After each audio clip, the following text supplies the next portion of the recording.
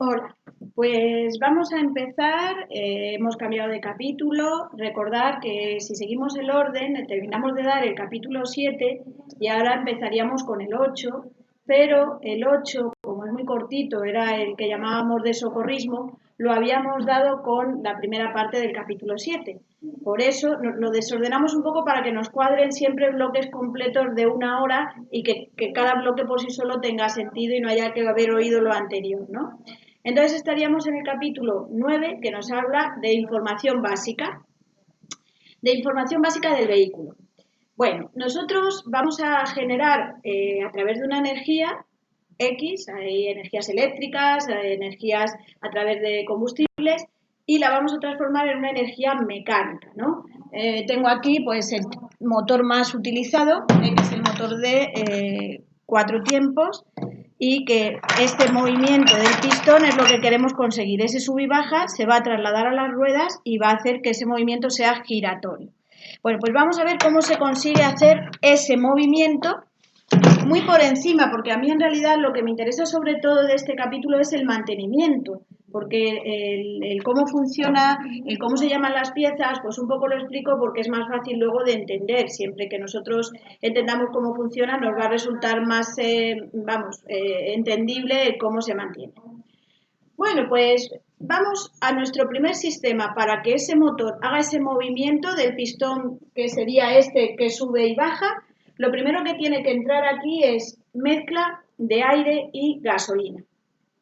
El aparato que hace esa mezcla de aire y de gasolina va a ser el carburador. Es verdad que hoy en día, son todo cosas que son electrónicas, que no tienen nada que ver, pero lo que es la base de la mecánica es lo que se estudia para entenderse, ¿no? Entonces, lo que va a hacer este carburador, lo que hace es mezclar el aire y la gasolina. El aire la recoge directamente de la atmósfera y pasa por este elemento que es un filtro. Que lo que hace cualquier filtro, pues es como el filtro de café, que se queda en los pozos y deja pasar por lo que sea más limpio. O sea, es un colador que se queda con las impurezas y deja pasar lo que sea más limpio. Entonces, este aire sigue por aquí y cuando llega aquí se encuentra la gasolina que está en el orificio de salida. Tenemos la gasolina aquí en la cuba, aquí, y la tenemos a este nivel. ¿Por qué? Porque coincide con el nivel de salida por el otro lado, por la teoría de los vasos comunicantes. Si tenemos gasolina en este lado hasta este punto, por el otro lado se quedará a ese mismo nivel. Bueno, pues justo el aire, hay unos estrechamientos que obligan al aire a acercarse a la gasolina. Y aquí sucede lo mismo que en una pajita. Tú metes una pajita con un líquido, lo absorbes, vas a tirar de ese líquido hacia arriba y va a entrar en tu cuerpo aire y líquido. Bueno, pues eso es lo que sucede. Aquí ese aire va a tirar de la gasolina y la gasolina, pues que está ahí justo en la puntita, va a pasar. O sea, para que entendáis, el pistón baja como si fuera el émbolo de una jeringuilla, baja el pistón, al bajar, como todo esto está al vacío, absorbe aire, el aire aquí arrastra la gasolina y al final termina pasando la mezcla del aire y la gasolina. Esto, por supuesto, es muy simplificado, tiene muchísimas piezas por medio, pero para lo que nos preguntan nos va a ayudar, nos va a servir. Bueno, ya sabemos que mezcla gasolina y aire y que llega aquí la mezcla, pero ¿siempre necesita el motor la misma cantidad de mezcla? Pues yo creo que todos entendemos que, a ver, cuanto más corre el coche, más mezcla necesita, con lo cual no siempre necesita la misma cantidad. ¿Qué pedal regula que yo corra más o corra menos? El acelerador. Bueno, pues el acelerador lo que va a regular es una valvulita que hay aquí que se llama válvula de mariposa. Si yo piso el acelerador del todo, la válvula se va a quedar así, de forma que deja pasar pues, por aquí toda la cantidad de mezcla, por aquí, tiene todo el paso abierto. Conforme voy soltando el acelerador, esta válvula va girando, es decir, se quedaría así, y ahí solo entraría ese poquito y ese poquito, y si suelto el acelerador del todo, se quedaría así, o sea, completamente cerrado el paso de la gasolina. Para que lo veáis, a ver si se ve bien. A ver, mirad, os lo acerco. ¿Veis esto que se mueve ahí? Eso, si nosotros aceleramos del todo, estaría así, ¿veis? Estaría pasando todo. Pero conforme voy soltando el acelerador, ¿veis? Cada vez hay menos paso, menos, hasta que así se quedaría totalmente cerrado el paso. Para que entendáis, mirad, esto es así, ¿vale? Esto sería esto y esto sería el tubo que va a parar ahí. Un poco para que veáis lo que he querido pintar. Bueno, pues esto es a lo que se le llama la válvula de mariposa, ¿vale? Entonces, cuando aceleramos del todo, deja pasar toda la cantidad de mezcla. Cuando lo tenemos así, está totalmente cerrado el paso. Claro, ¿qué sucedería entonces? Según lo que he dicho yo ahora, que si suelto el pedal del acelerador, se nos queda la válvula totalmente vertical, o sea, totalmente cerrado el paso, pues el motor se quedaría sin gasolina, sin mezcla y se pararía. Y todos sabemos que, salvo con sistemas especiales que ya aprenderemos, un coche normal no se para el motor. ¿Por qué no se para? Porque hay un circuito que se va a llamar ralentí.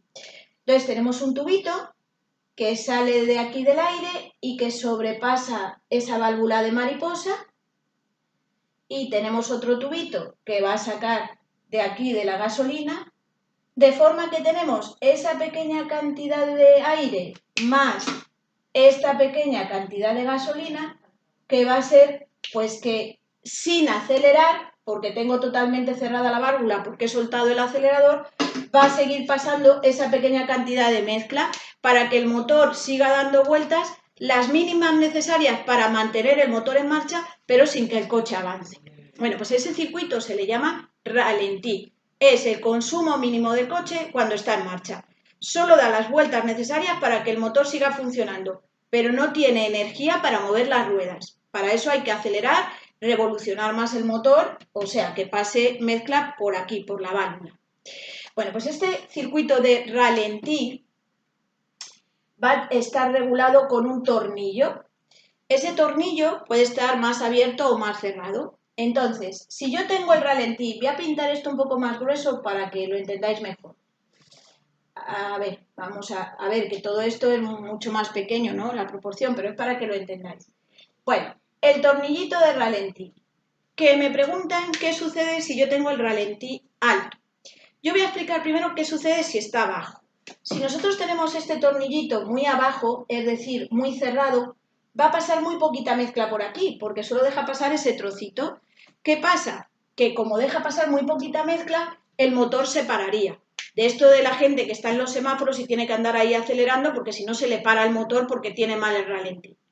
Luego muy bajo no nos interesa porque en cuanto pare y deje de acelerar, el coche se para. Pero si tengo el ralentí muy alto, es decir, este tornillito muy arriba, dejo pasar mucha mezcla. ¿Y eso qué podría pasar? Que si dejo pasar mucha, ya da vueltas tantas como que es incluso energía suficiente para mover las ruedas. Sin yo acelerar, levantaría el pie del freno y antes de acelerar el coche ya estaría andando solo. Y bueno, eso me puede dar un poco igual, pero mirar lo que está pasando si yo estoy frenada, que no quiero que avance, estaríamos metiendo muchísima cantidad de mezcla. Es decir, el motor iría muy rápido para nada, porque no quiero mover las ruedas porque lo tengo frenado. Es decir, que si tengo el ralentí muy alto, el vehículo, en lo que es el motor, da más vueltas de las que necesita el ralentí, estaríamos gastando innecesariamente. O sea que el ralentí alto es un consumo innecesario porque va a hacer que el motor vaya más rápido de lo que necesito a ralentí.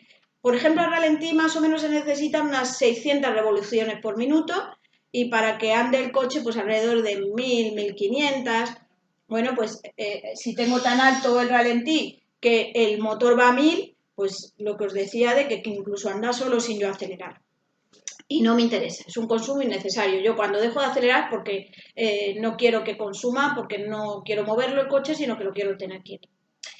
Bueno, pues ya conocemos un poco por encima cómo funciona el sistema que se llama de alimentación. El sistema que alimenta al motor para poder hacer esa energía que necesito para que mueva las ruedas. Bueno, pues ¿qué mantenimiento necesita? Que es lo que yo quiero saber. Nuestro primer mantenimiento es el filtro. Esto que he pintado aquí que hemos dicho que era un colador, ¿eh? Es como un papel poroso, por poner un ejemplo, donde se queda la suciedad para que no estropee todo lo que es la parte de dentro del motor. Claro, hay que darse cuenta que el aire lo recojo de la atmósfera. Entonces, si el aire está muy sucio, por ejemplo, en verano se ensucia más que en invierno. Todos sabemos que en verano hay más, pues eso, el polen, etcétera, porque en invierno con el aire, la lluvia, todo eso, la suciedad del ambiente, pues vamos a decir que se elimina o se elimina algo más. Bueno, pues decía que ¿qué sucede si yo llevo este filtro de aire sucio? Imaginaros que cuando este pistón, que hemos dicho que es como el émbolo de la jeringuilla, baja, imaginaros que aquí absorbe 10 partes de mezcla, que no es real, ¿eh? La proporción no es esta. Pero bueno, es una de gasolina por 14, 15 de aire. Pero eso no me lo preguntan y quiero que entendáis una cosa, por eso pongo números redondos. Imaginaros que va a absorber 10 partes de mezcla. Tiene esto que os he pintado así, que es una válvula, que al estar ahí abajo permite paso, y esta, que es la que luego vamos a expulsar los gases, está cerrada.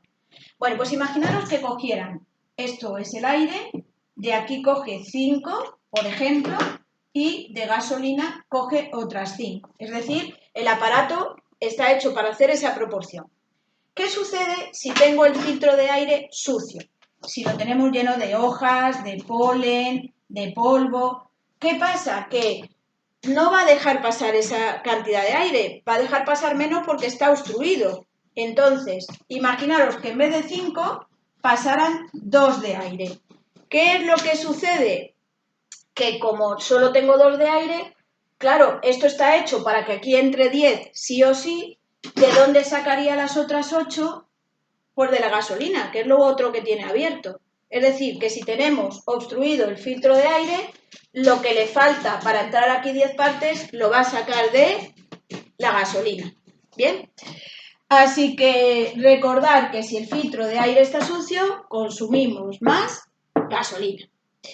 Bueno, pues más problemillas que tengo. El ralentí alto, que hemos dicho que consume más, y también me dice, y bueno, pues que es importante no apurar el depósito de gasolina porque toda esa suciedad, aunque también tiene sus propios filtros, pues va a pasar y va a poder obstruir y estropear el motor. Así que no apurar el depósito también es algo que forma parte del mantenimiento o de lo que tengo que hacer, vamos.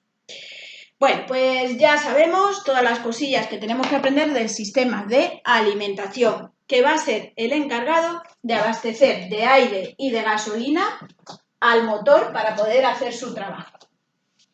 Bueno, una vez que se ha realizado aquí una explosión, porque una vez que tengo ya dentro la mezcla, lo que vamos a hacer es cerrar las dos válvulas, el pistón sube y presiono, aquí hay una bujía que salta y quema la mezcla y esa explosión es la que empuja el pistón hacia abajo para hacer el movimiento. Vale, pues lo último que sería el pistón que está abajo, producto de la explosión, sería subirlo, me abren esta valvulita y toda la suciedad que hay aquí, toda esa suciedad de después de la explosión, va a salir por el tubo de escape al exterior. Ese tubo de escape va a tener un silenciador para que el ruido del motor no llegue afuera y va a poder tener un catalizador para que este gas se combine con una fórmula química que tiene ese catalizador y lo que salga menos contaminante. Bueno, pues ya sabemos, sistema de alimentación y el sistema de escape, que es evacuar todo ese humo al exterior. Pues vamos con nuestro segundo elemento, que es el sistema de lubricación. Daros cuenta que nosotros tenemos un montón de piezas metálicas, todas rozándose unas con otras, y son piezas de metal, que el taqueteo lo que hace es que puede saltar chispas y pueden salir ardiendo el motor. Por eso es importante pues, que todas las piezas vayan impregnadas en una película de aceite. Es como si quisiéramos abrir una puerta 3000 veces al minuto, ¿eh? Claro, ese abrir y cerrar, lo que haría la bisagra es, pues al final, que del roce incluso se desgastaría, se desacoplaría. A que todos sabemos que hay que echarle aceite a las bisagras, pues imaginaos en el motor con la cantidad de piezas metálicas que tienen moviéndose y todas ellas rozándose entre sí. Vale, pues vamos a solucionar ese problema. Vuelvo a decir que el sistema lo voy a explicar grosso modo, porque no me preguntan ni cómo se llaman las piezas ni nada, Lo único es simplemente pues para saber un poco por encima cómo funciona, pero recordar que no pasa nada. Que no me van a preguntar por el nombre de las piezas, yo hago hincapié en lo que os preguntan.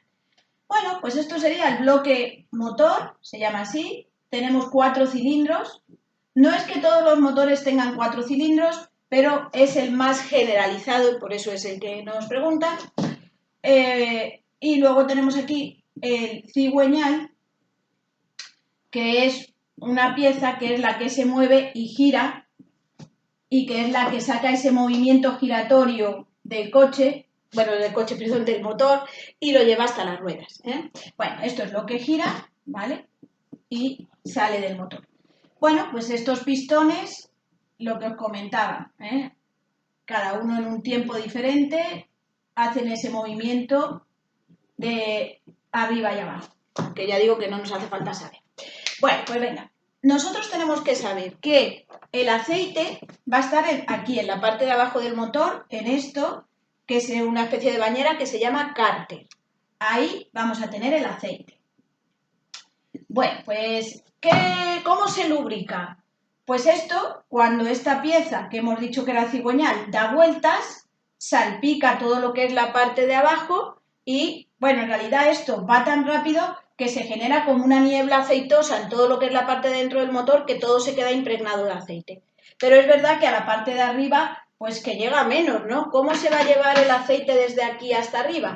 Bueno, pues hay un tubito, que son muchos circuitos, con muchos tubitos que van dirigidos justo donde necesita, por algún motivo, porque hay piezas rozándose y en la cantidad que necesitan, llevan el aceite de aquí abajo hasta allá arriba. ¿Cómo sale el aceite por estos circuitos? ¿Cómo llega de aquí hasta arriba? Pues siempre que yo quiero mover un líquido, voy a necesitar una bomba. Bueno, pues palabra que igual que la palabra filtro hemos dicho que es un colador que tiene impurezas y que hay que cambiarlo porque si se ensucia pues vamos a gastar más gasolina, es otra de las cosas que vamos a tener que nos va a tener que sonar es la bomba, porque siempre que yo quiero mover un líquido, es decir, absorberlo de un sitio y mandarlo a otro con presión, siempre lo que vamos a hacer es tener una bomba. Por eso hay bomba de circuito de refrigeración, bomba de la gasolina, bomba del aceite, todo siempre que quiera mover un líquido. ¿Bien? Y siempre los filtros, el filtro de gasolina, el filtro de aceite, son coladores que se quedan con las impurezas y claro, hay que cambiarlo porque cuando están llenos de suciedad, pues no van a dejar pasar lo que sea en la misma cantidad. Así que siempre hay que cambiarlo y la respuesta va a ser cuando me lo diga el fabricante en el libro de instrucciones, porque cada coche es un mundo. Bueno, pues decía, la bomba absorbe el aceite de aquí y lo manda con fuerza a la parte de arriba y ese aceite lo único que hace es caer otra vez abajo haciendo pues el movimiento que siempre esté lubricándose, ¿no? Delante de la bomba tenemos otro aparatito que lo que he dicho, que nos va a sonar, que es un filtro, en este caso el filtro del aceite, porque todas las impurezas que puede tener el aceite, para que no entren y obstruyan por la parte de arriba, pues ahí tenemos el filtro para que no se estropee la bomba y demás. Tiene muchos filtros y muchas más piezas por medio, esto es súper simplificado, pero para lo que nos vale, o sea, para lo que nos van a preguntar, nos vale. Bueno, pues venga, mantenimiento, ya sabemos cómo funciona, vamos a mantener. Lo primero que tenemos que saber es que hay aceite aquí en el cárter. ¿Y eso cómo se sabe? Pues vamos a tener un agujerito por donde va a entrar una palanca o una varilla con un tope y esa varilla que se mete hasta el tope, ¿veis? Llega hasta aquí, pues es que va a salir manchada hasta aquí.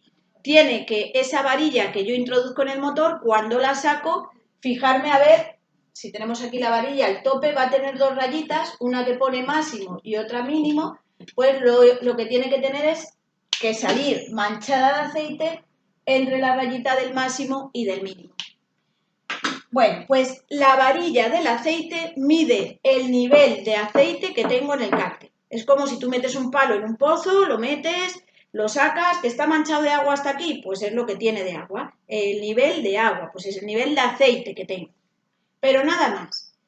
Pero es que no basta con que yo tenga aceite y tenga ese nivel y esa cantidad. Tiene que llegar aquí arriba. ¿Eso quién me lo va a decir? Bueno, pues aquí arriba tenemos un aparatito que va a ser el manómetro. El manómetro, cualquier manómetro, lo que mide es presión.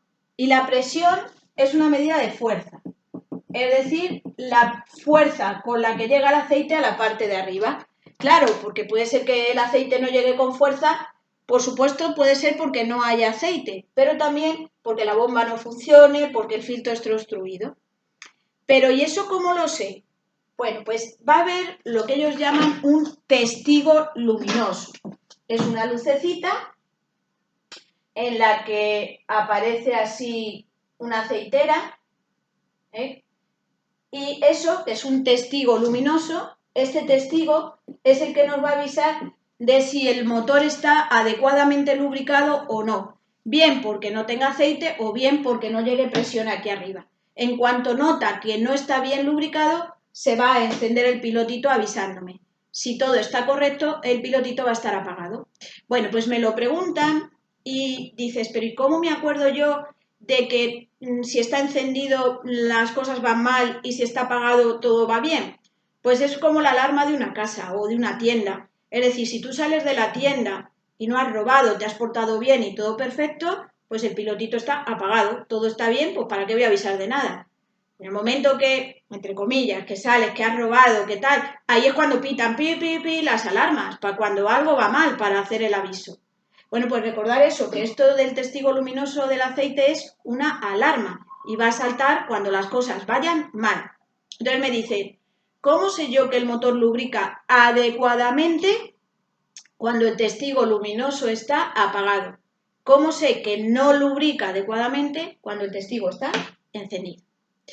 Bueno, ahora ya sabemos, el testigo, por ejemplo, se me ha encendido, puede ser o porque no hay aceite, porque si aquí no hay aceite, esto no puede absorber y mandarlo arriba. O también puede ser porque la bomba está obstruida, aún habiendo aceite.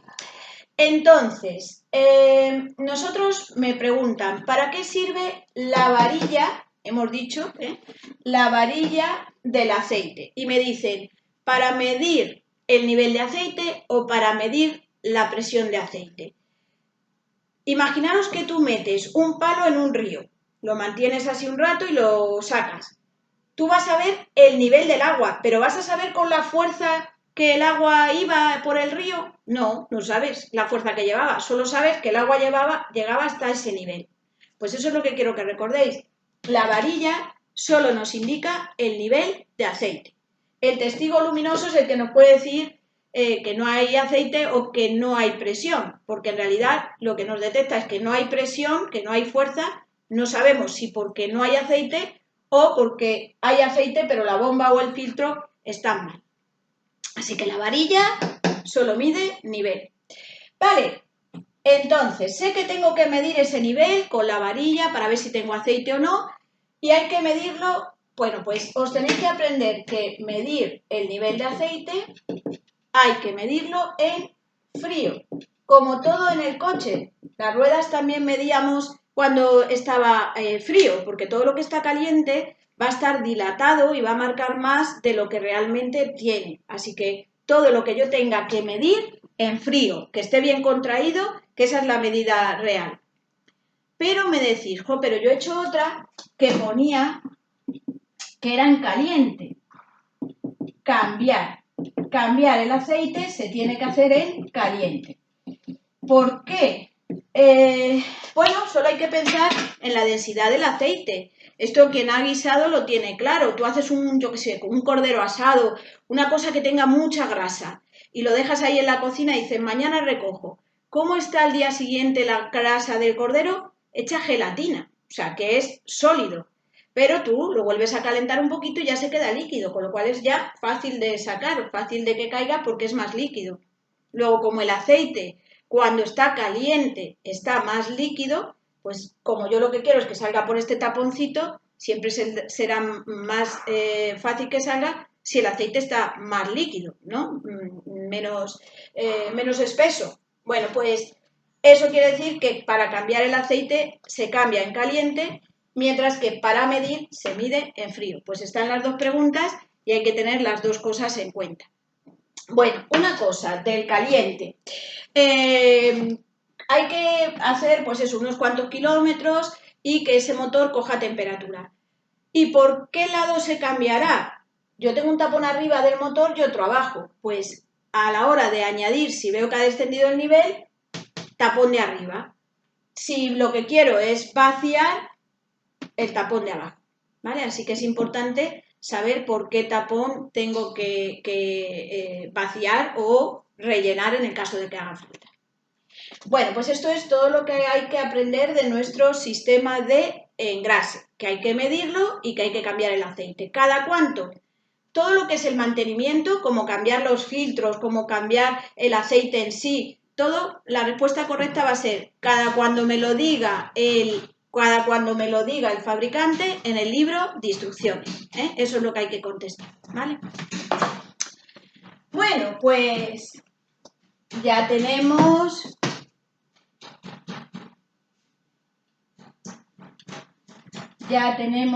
lo que sería el tema de la lubricación. Vamos con el sistema de refrigeración. Bueno, del sistema de refrigeración, solo saber que el motor, dentro hemos dicho que se produce una explosión. Esa explosión produce un calor que puede llegar a 2000 grados centígrados. Y si yo eso no lo enfrío, es una explosión, otra, el motor puede salir ardiendo. Entonces el motor está rodeado de una serie de cámaras, todas ellas con un líquido que refrigera el motor. Se lleva a un radiador donde se pone un ventilador y se enfría. Bueno, pues me dicen, ¿ese sistema de refrigeración qué mantenimiento necesita? Nosotros, imaginaros que este es el motor, pues vamos a tener un depósito de plástico que está por la parte superior y que vamos a tener ese líquido que tiene que estar 1 centímetro, entre la rayita del máximo y del mínimo. ¿Por qué ese bote de plástico está por encima del motor? Porque si ahí hay líquido, en lo que es la parte del motor, con más motivo. Bueno, pues eso es lo que me dicen, que del circuito de refrigeración, para que el motor no salga ardiendo, para enfriar el motor, necesita tener un líquido, que es el líquido refrigerante, y que tengo que controlar el nivel en el depósito de plástico que se ve por encima del motor. Ahí tenemos que fijarnos y añadir en caso de que haya descendido el nivel de líquido refrigerante. ¿Este líquido es solamente agua? No, es agua más aditivos. Sobre todo lleva un aditivo que es muy importante, el que se llama anticongelante, que es el que evita que este agua se congele cuando las temperaturas bajan por debajo de 0 grados, ¿no? Claro, es que daros cuenta que yo dentro del motor lo que quiero es quemar algo, que se produzca una explosión. Si eso lo tengo que hacer rodeado, por poner un ejemplo, si yo enciendo una chasca, una lumbre, o sea, un fuego en medio de la nieve, me cuesta mucho más porque todo está helado. Pues eso, el coche no arrancaría si todo está rodeado de un líquido que está congelado. Por eso es importante en invierno controlar el anticongelante para evitar que ese líquido se congele. Pues nos falta solo el último sistema, que es el sistema eléctrico. Ya sabemos el mantenimiento del aceite y de que tiene el coche que llevar gasolina para que ande y tengo que estar pendiente del líquido refrigerante. Pues vamos con lo que es la batería.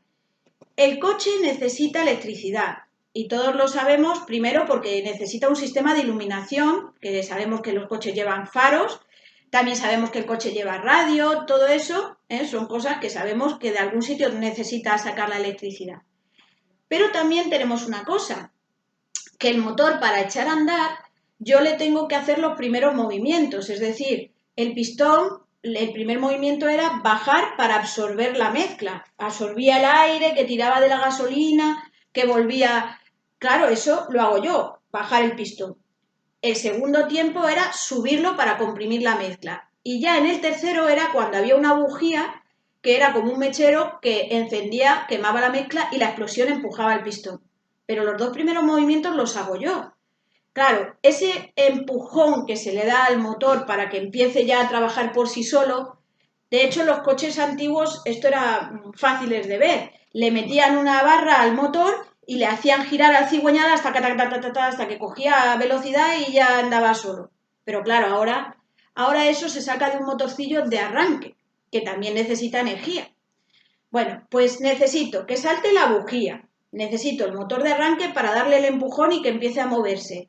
Y por supuesto necesito que el coche tenga radio, claxon, luces, etc.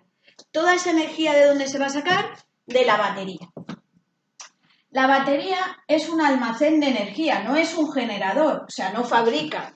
Lo bueno que tengo es que una vez que el coche empieza a andar, tengo un montón de piezas en movimiento y todos sabemos que el movimiento es energía. Así que en el momento que el motor está en marcha, hay un aparato que aprovecha esa energía, una dinamo, un alternador, y la manda a la batería. De forma que la batería no va, o sea, siempre va a estar recargada si el motor está en marcha.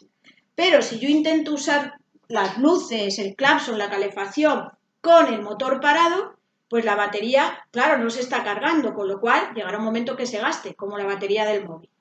Así que recordar eso, que la batería es un almacén de energía, no un generador. Bueno, pues tenemos un polo negativo, que es el que va a masa, la carrocería del coche y al suelo, y un polo positivo, que es el que va a lo que serían los elementos que necesitan electricidad. Hemos dicho luces, radio, etcétera. Necesitamos también motor, hemos dicho, de arranque. Y, por último, necesitamos el sistema de encendido,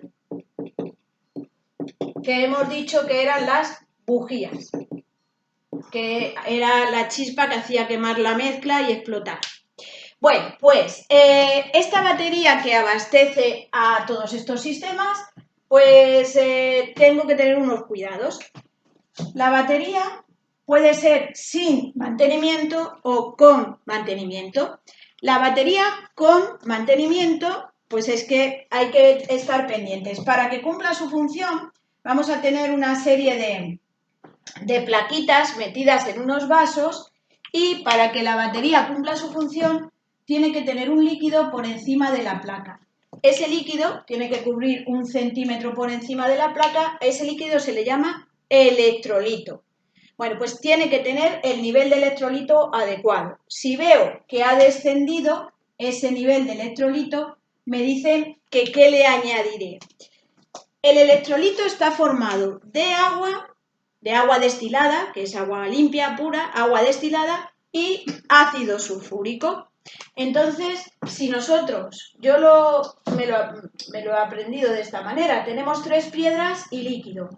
Y yo voy al día siguiente y me encuentro ese mismo vaso con las 3 piedras, pero solo líquido hasta aquí. Para tener el mismo nivel que tengo el día anterior, le tengo que añadir mezcla de agua y piedras o solo agua. Solo agua, porque lo que ha hecho esta mezcla es que se ha deshidratado, ¿lo veis? Entonces solo le añado agua, porque si le añado mezcla, agua y piedras, pues voy a cambiar la fórmula química. Pues en la batería sucede lo mismo. Hemos dicho que el electrolito es agua y ácido sulfúrico.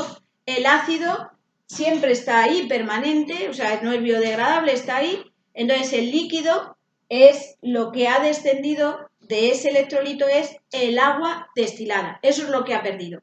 Entonces, cuidado que me dice, cuando ha descendido el nivel de electrolito de la batería, ¿qué le añado? Más electrolito, agua destilada solamente o ácido sulfúrico. Y es solamente agua destilada, porque si le añado electrolito le estoy cambiando la fórmula química. Bien, pero eso es en las baterías con mantenimiento. Pero tenemos baterías sin mantenimiento que no llevan, están cerradas tan sumamente herméticas que no pierden nada de líquido. Simplemente tienen una duración, pues 4 o 5 años, y a los 4 o 5 años pues hay que cambiarla y volver a poner otra, pero durante ese tiempo no he tenido que añadir agua destilada. Pero eso de baterías sin mantenimiento es un poco engañoso, porque, ¿veis esto que he querido pintar aquí? Esto son los bornes, que es donde van a ir los cables para que haga contacto la batería y abastezca de electricidad a donde tiene que abastecer. Bueno, pues esos bornes llevan una abrazadera con un cable que necesita estar ahí bien agarrado. Bueno, pues esa abrazadera tiene que estar siempre bien apretada, tienen que estar bien engrasados los bornes para que haga bien contacto la abrazadera y luego sea fácil de montar y desmontar, y limpios de polvo y de suciedad para que haga bien contacto. Así que los bornes limpios y bien engrasados, eso en todas las baterías, porque por fuera todas las baterías son iguales. Ahora, la diferencia es que la batería con mantenimiento va a llevar, voy a tener que añadir agua destilada de vez en cuando. La de sin mantenimiento no añado agua destilada. Entonces me dicen, hay una batería sin mantenimiento. ¿Qué cuidados necesitará? Ninguno, ya que sin mantenimientos añado agua destilada o le mantengo los bornes limpios. Y es mantener los bornes limpios, ¿vale? Bueno, pues ya sabemos lo que tenemos que hacer con nuestra batería. Una cosa, si yo intento arrancar muchas veces y no arranca o las luces se ven que pierden intensidad, ¿todo eso a qué puede ser debido? Pues a que la batería tiene poca carga, porque hemos dicho que a motor parado todo lo que es la electricidad lo va a sacar de la batería. Bueno, pues ya tenemos todos nuestros sistemas, todo lo que necesito saber, que ya digo que es sobre todo pues, el mantenimiento. Si seguimos el libro ahora nos habla del movimiento este que hemos dicho que produce el subir y bajar de los pistones, saldría del motor hasta las ruedas. ¿A qué ruedas? A las ruedas motrices. Y esas ruedas son las que reciben el movimiento del motor. Bueno, pues esto que pone ahí sistema de transmisión, lo he explicado en el capítulo 7, en la parte que nos habla de la vía, porque siempre me ponen las ruedas motrices que reciben la fuerza del motor relacionadas sobre todo con dónde coloco las cadenas. Así que eso, el día que di esa clase os dije, viene en mecánica, ya diré dónde, aquí viene el sistema de transmisión, encargado de transmitir el movimiento desde el motor a las ruedas que sean motrices, que puede ser que el coche sean las de adelante o que en el coche sean las de atrás o incluso que sean las 4. Bueno, pues vamos con lo último, que son accesorios que son obligatorios, lo que llamamos los repuestos obligatorios que tengo que llevar en el coche.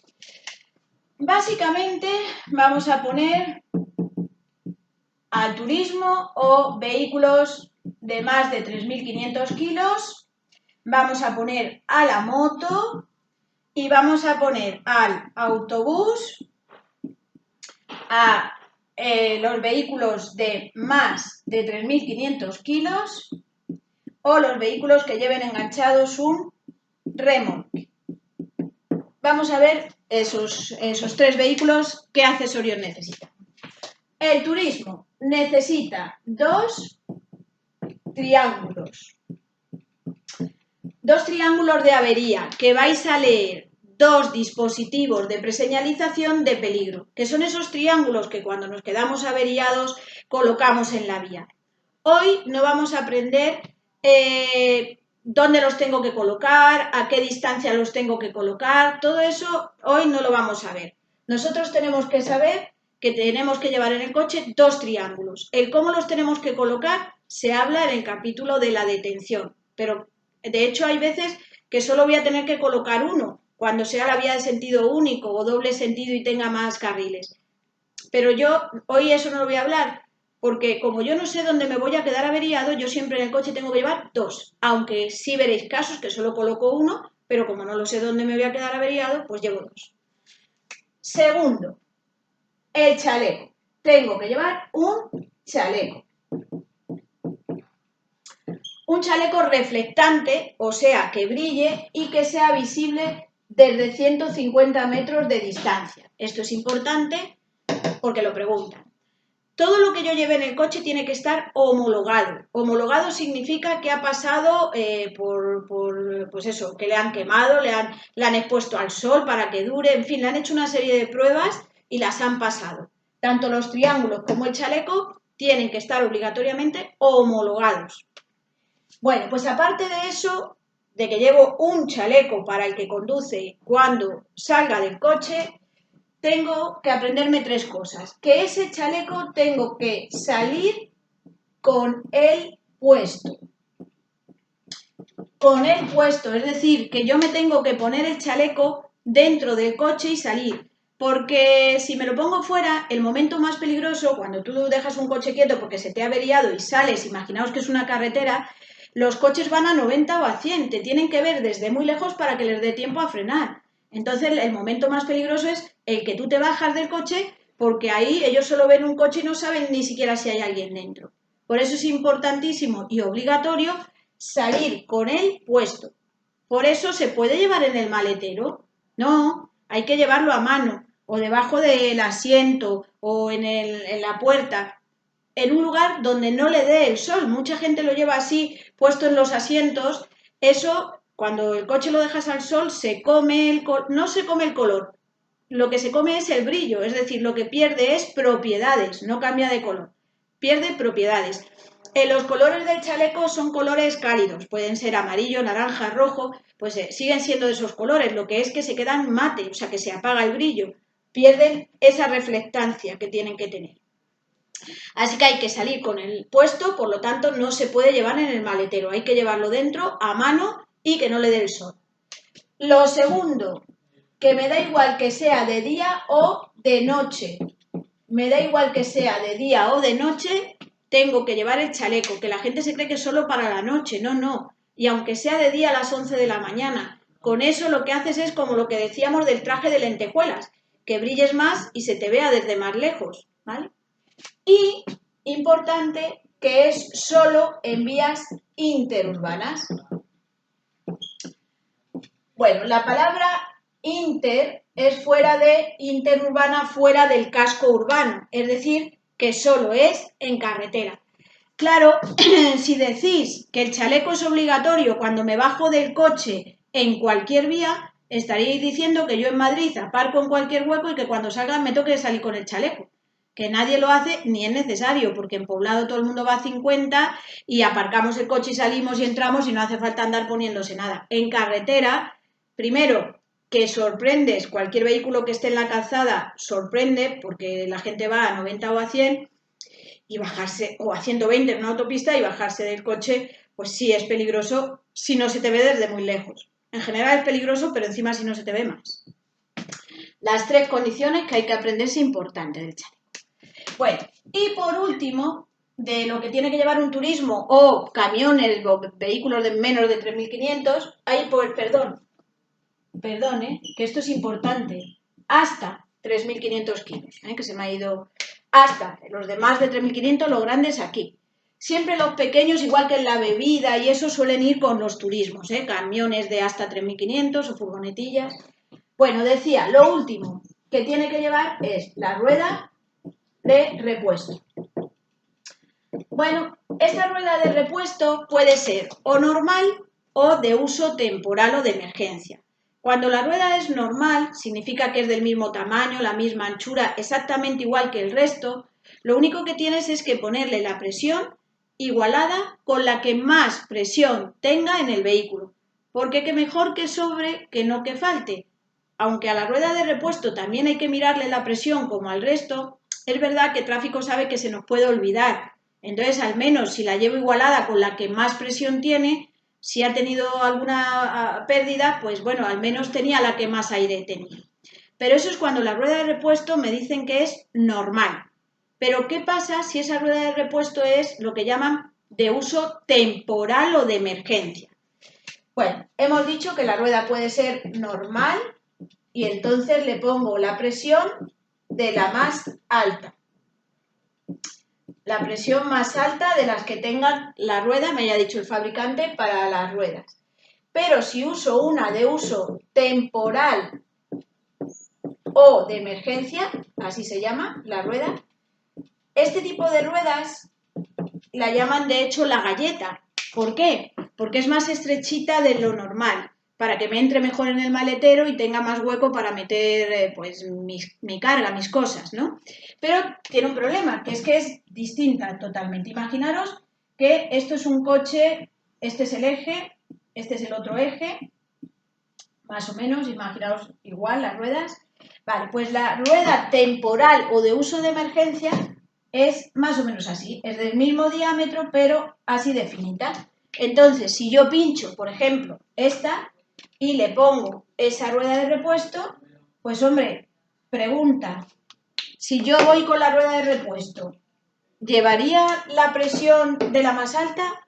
No, tiene que tener su propia presión porque es muchísimo más estrecha que el resto. Así que tiene que tener la presión que nos haya indicado el fabricante para esa rueda. Entonces tiene su propia presión. ¿Puede hacer los mismos kilómetros que esta? Pues todos entendemos que no, si es casi como una rueda, es una exageración, como una rueda de una bici, muy estrecha.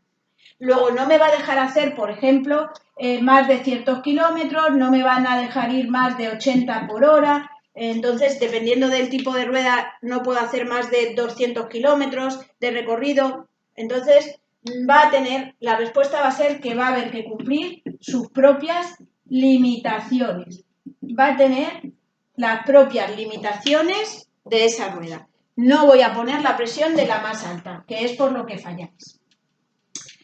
Bueno, vamos con la moto. Yo sé que en el libro no especifica exactamente la moto, pero es para que entendáis una pregunta que os hacen.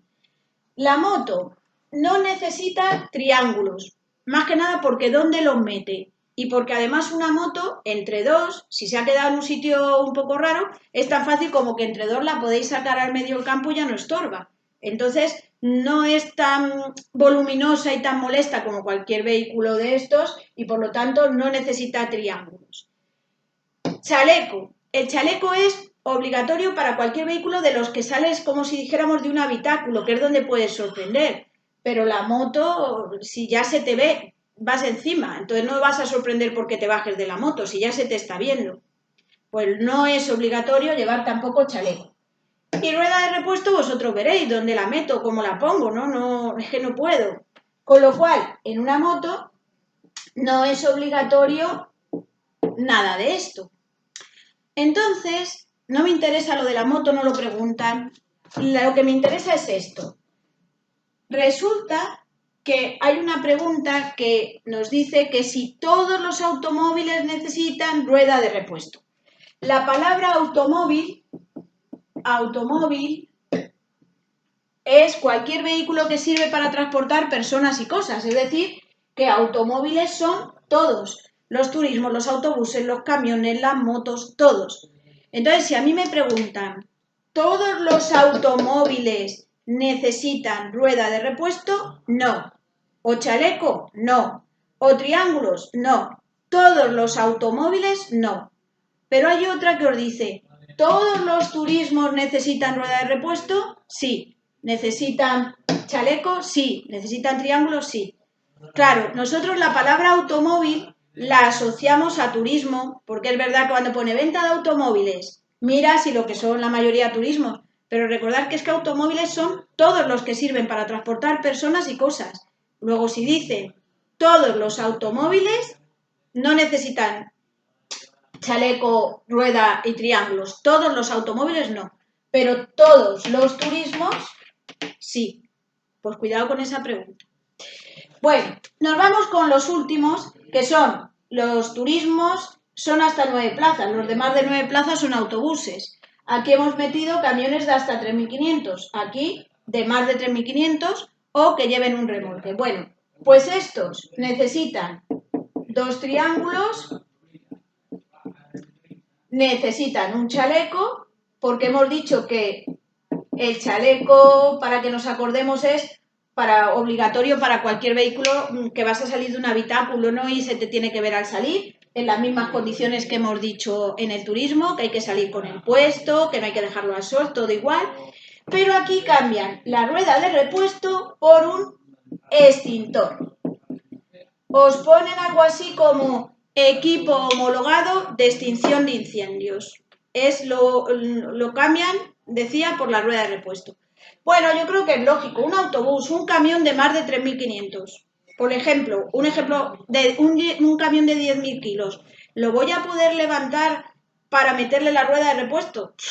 Y es más, estos vehículos que son tan grandes llevan ruedas que son muchas y a veces gemelas, que pinche una, pues tienen otro tipo de sistema. No puedo andar cambiando la rueda porque ya digo que pesan mucho para levantarles y demás. Entonces recordar que lo que cambian es la rueda de repuesto por el extintor. ¿Hay algún tipo de turismo que también lleve extintor? El único, el taxi, que es como es un servicio público, pues también le van a decir que lleve extintor, que a veces lo llaman equipo homologado de extinción de incendios. Bueno, pues importante sobre todo aprendérselo, pero sobre todo que cuando me digan que si todos los automóviles necesitan, por ejemplo, rueda de repuesto, que no puedo decir que sí, porque automóvil está metida la moto, que a la moto no le piden nada. Bueno, pues ahí nos quedamos y con esto terminaríamos entero el capítulo 9 y el próximo día pues daríamos nuestro capítulo 10. Venga, ya nos queda nada, un capítulo y termináis el libro.